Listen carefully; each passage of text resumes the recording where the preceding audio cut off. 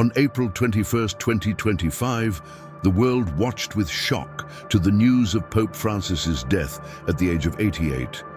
After more than a month of hospitalization due to bilateral pneumonia, the pontiff could not resist, leaving the throne of St. Peter Vago. This loss marks the beginning of the so-called vacant see, a period of great expectation and mystery, while 133 cardinals prepare for the conclave who will choose the new leader of the Catholic Church. Francis' death is not just a historical fact, it is the foreshadowing of profound changes. But what would be reserved for the future of the Church? Jorge Mario Bergoglio, known as Pope Francis, revolutionized the history of the Church by being the first Jesuit to occupy the papal throne. Born in Argentina, he stood out for a simple, humble, and often controversial style of leadership. Since his election in 2013, his progressive decisions have caused both enchantment and resistance within the ecclesiastical structure. Francisco preferred to be called Bishop of Rome and signed documents in Italian, breaking with the Latin tradition. His 12-year-old is remembered for his attempt to bring the Church closer to the ordinary people. But how far did this boldness take you? Keep following. Francisco was not only innovative in style, he changed secular Vatican practices. In addition to being the first Pope of the Americas, he adopted the signature in Italian and the reference to himself as Bishop of Rome, not Papa, emphasizing the idea of service and not power. This symbolic choice deeply impacted the image of the Church, making room for internal debates. Some saw in this a necessary modernization, others a dangerous rupture with tradition. What few realize is how these changes planted seeds that would still germinate years after their pontificate. And now, with his death, these tensions resurface. At 88, Francisco became the fourth oldest pope to die in the exercise of office, behind Leo III, Celestino III, and Gregorio XIII. His death was not sudden, but the outcome of a long battle against health problems, culminating in bilateral pneumonia. However, your death rekindles old debates. Does your conciliating leadership make the Church stronger or more vulnerable? The fact is that his death fits into a prophetic context that many claim to have been foreseen for centuries. And that is precisely where Nostradamus' prophecies come in. Michel de Nostradam, better known as Nostradamus, is a figure who has awakened fascination and controversies for over 450 years. His book, The Prophecies, released in 1555, contains hundreds of enigmatic quotes that many believe predict future events. Revolutions, wars, and tragedies are constantly attributed to their mysterious words. Although their texts are intentionally vague and symbolic, their influence is going through centuries, being resurrected in times of world crisis. Were the death of Francis and the election of the new pope already foreseen in his obscure lines? Prepare yourself, because the signs are more unsettling than they seem. Over time, Nostradamus interpreters have stated that he predicted events such as the French Revolution, the rise of Napoleon Bonaparte, the two world wars, and even the September 11th attacks. Critics, however, point out that prophecies are so open that they allow multiple readings. Still, the coincidence of some details does not fail to intrigue. In times of historical changes, such as the death of a pope, these predictions gain new strength. Is it coincidence or destination? When we look at the interpretations of the next church leader, we realize that perhaps Nostradamus said more than we would like to admit. Among all the prophecies of Nostradamus, one stands out now, that of the Black Pope.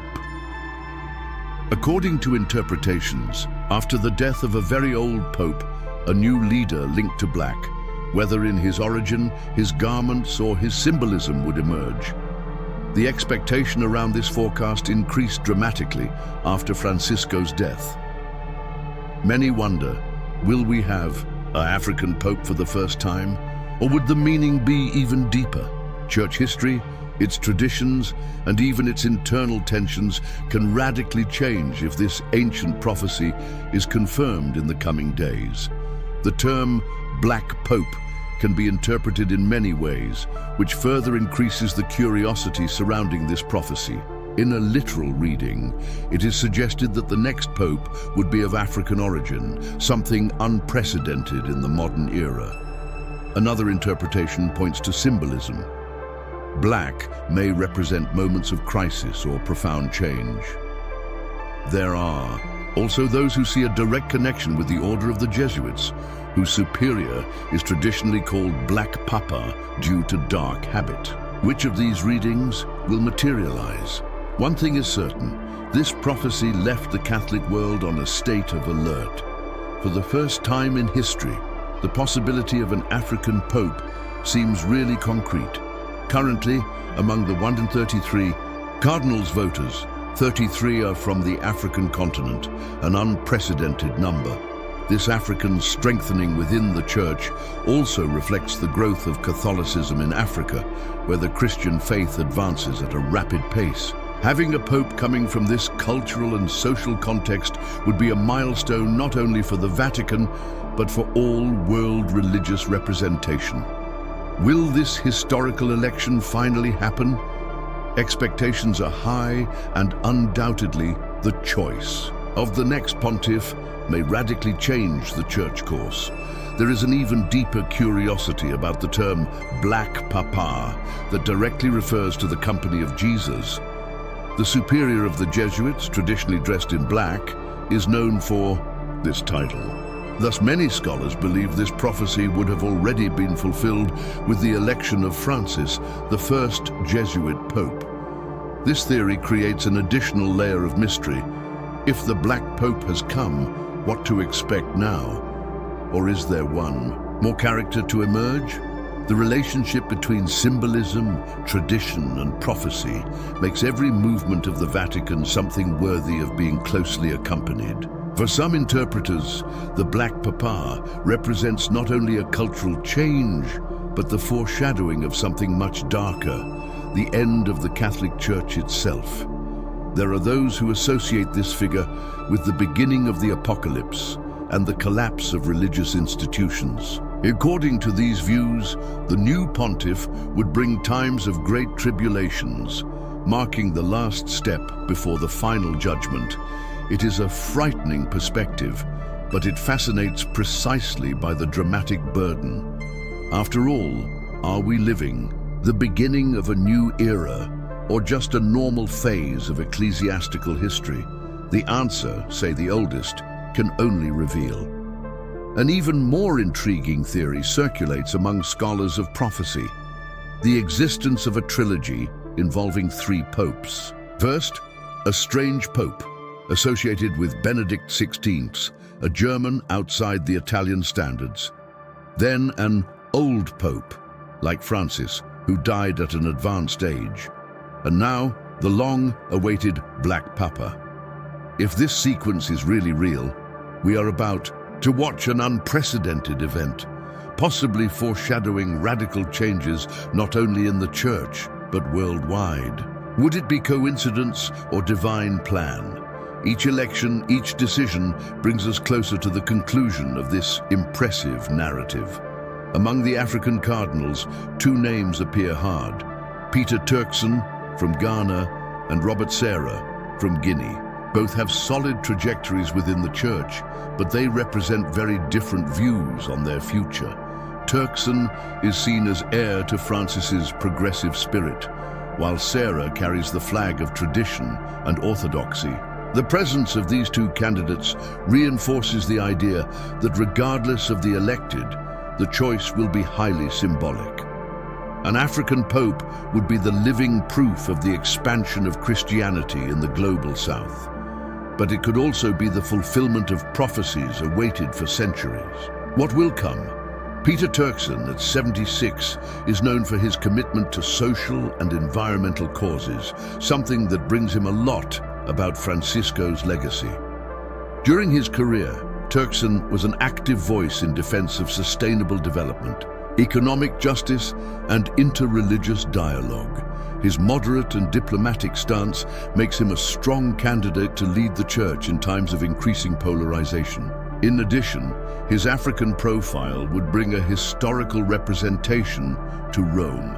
But was the traditionally conservative Catholic world at critical times was prepared to follow the path of renewal that Turkson could represent? Cardinal Robert Sarah, at age 79, represents the firm voice of tradition within the Catholic Church.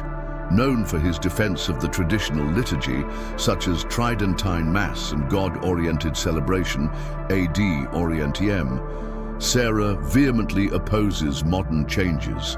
He considers dangerous to faith. In his books, As God or Nothing, he criticizes moral relativism and warns of the risks of secularization. For many conservative Catholics, Sarah would be the restorer of lost orthodoxy. If elected, his papacy could mean a radical turn toward tradition, driving the Church away from recent progressive trends. Would we be ready for this? In addition to Nostradamus's predictions, the Church also carries the mysterious prophecy of Saint Malachi. According to this tradition, Francis would be described as Peter Roman, the last pope before the destruction of Rome and the Last Judgment. Although not officially recognized by the Vatican, this list of 112 popes fascinates believers and scholars for centuries. With the death of Francis and the imminence of the election of his successor, the expectation of the fulfillment of this sequence increases. Are we really living the last chapters of a millennial story, or is it all well-interpreted coincidences? The tension only grows. A curious and symbolic theory circulates among prophecy enthusiasts. In the Basilica of St. Paul in Rome, there are portraits of all the popes, and after Francis, there is only an empty space remains. Popular belief says that when this last portrait is filled, the end of time will come.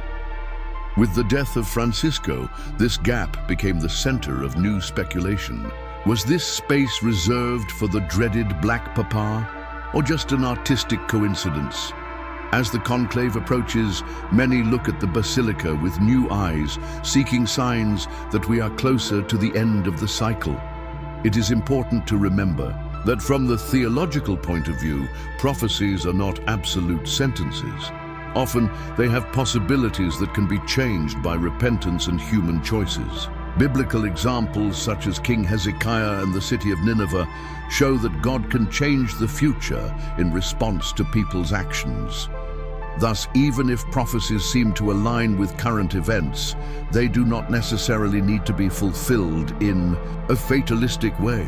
They serve more as alerts and invitations to reflection.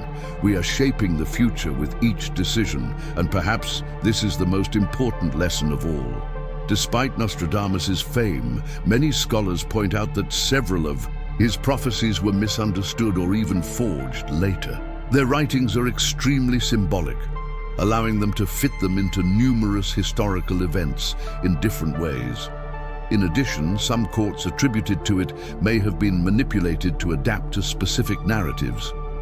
With this in mind, it is essential to maintain a critical approach to the predictions attributed to the French astrologer. After all, seeking signs of the future is an old human temptation, but they are not always as clear or inevitable as we would like to believe. The election of an African pope would be a watershed not only for the Catholic Church, but for the whole world religious scene. Africa is the continent where Christianity grows the most, and having a pontiff from this context would bring new perspectives for debates on social justice, interreligious dialogue and inclusion. In addition to symbolism, it would also be the recognition of the spiritual strength of the Southern Hemisphere. In times of global transformations, the African voice could bring a new breath of vitality to the Church. But is the millennial tradition of Rome ready for such a significant change? Whether by faith in prophecies or attentive observation of historical signs, it is certain that we are living a decisive moment for the Catholic Church.